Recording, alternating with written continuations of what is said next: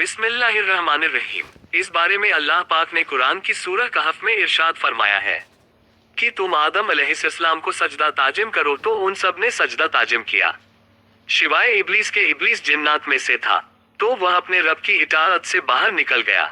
इब्लीस ने कहा, क्या तुम उसकी औलाद और उसको मुझे छोड़कर दोस्त बना रहे हो?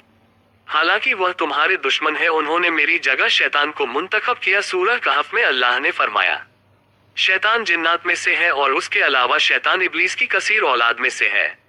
लेकिन अब सवाल यह है कि यह औलाद कैसे पैदा हुई? शैतान की औलाद ऐसे ही होती है जैसे बनो आदम की रहमते इलाही से मलून होने से पहले पहले शैतान का नाम अजाजिल था। आदम को सजदा न करने और हुक्म में इलाही न मानने की वजह से उसका नाम इब्लीस पड़ गया था।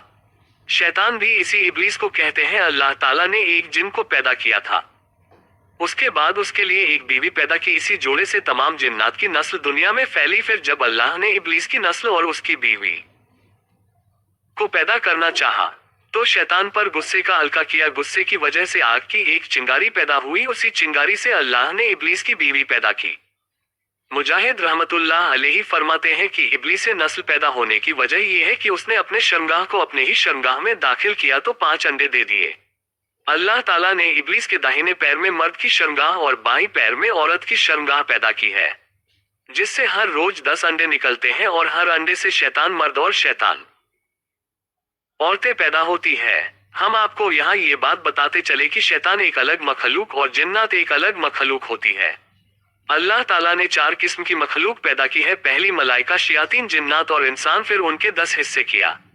9 हिस्से मलाइका, फिर 1 हिस्सा शयातीन, जिन्नात, इंसान, और फिर इन तीनों के 10 हिस्से किए। 9 हिस्से शयातीन, 1 हिस्सा जिन्नात और फिर इंसान। उसके बाद जिन्नात और इंसान के 10 हिस्से किए। 9 हिस्से जिन्नात और फिर 1 हिस्सा इंसान। इंसानों के बाप अबू अलबशर, जिन्नात के बाप अलजान, जबकि शयातीन का बाप इब्लीस है।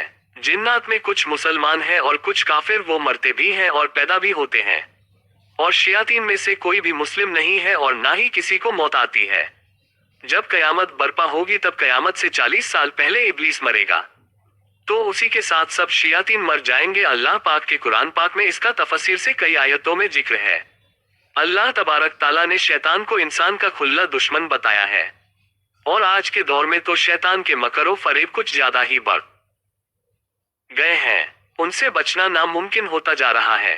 बेशक निजात इसी में है कि हम अल्लाह से शैतान की पनाह मांगे, और अल्लाह पाक हमें शैतान की वसवसों और चालों से महफूज रखें, और नबी पाक हजरत मोहम्मद मुस्तफ़ा सल्लल्लाहु अलैहि वसल्लम से बेपनाह मोहब्बत अता फरमाए। आमीन या रब्बुल आलमीन। आपको मेरी यह वीडियो कैसी लगी प्लीज कमेंट में जरूर बताएं, और चैनल को सब्सक्राइब, लाइक, शेयर करना ना भूले। धन्यवाद।